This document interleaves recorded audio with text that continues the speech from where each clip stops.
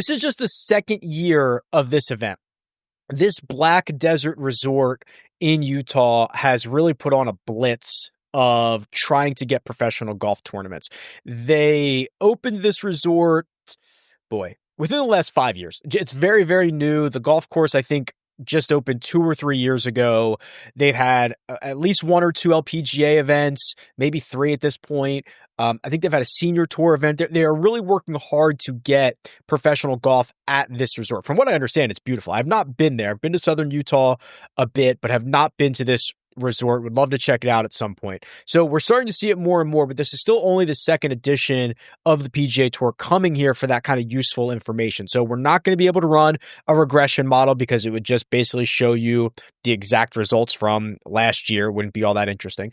But I've got the scorecard here, and I went back and looked at some of the footage, some of the broadcast, and try to remember everything that was going on here. And here's what I noticed. So first off, it's a par 71, 36, 35 on the front and the back.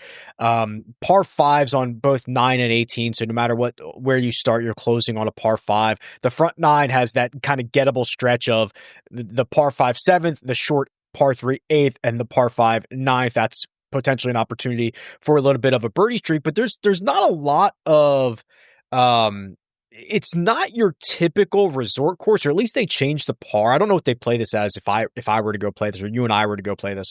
But you've got a couple of par 4s that are over 500 yards. The thing that stands out to me, and this is what I remember from last year, is these fairways are 30 yards wide on average. Which is by resort standards pretty narrow. You start talking about other resort courses where you can get 50 yards wide.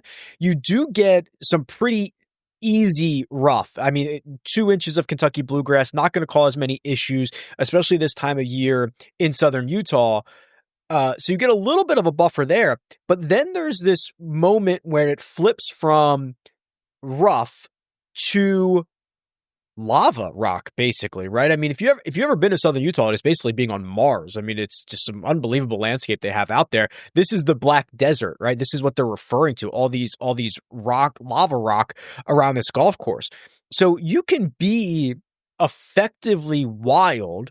You just can't spray it. You know what I mean? You're going to get some decent landing zones. It's not your classic resort golf course.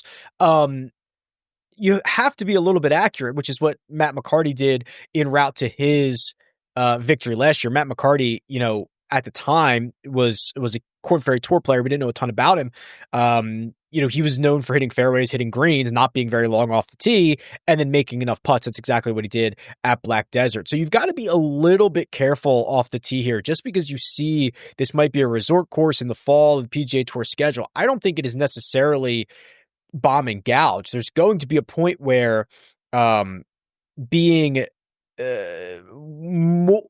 very inaccurate is going to be costly here off the tee. So we'll keep that in mind as we go through this field, as we look at the salaries, as we look at the pricing and all that fun stuff. But that is what I remember from last year. They're pretty big greens, 7,000 square feet on average. Not too worried about that. They've added a couple of fairway bunkers. It is playing 50 yards longer, so a couple new tees that have been added since last year. So it is playing a little bit longer than it was last year. I think the winning score last year was 22, 23 under par.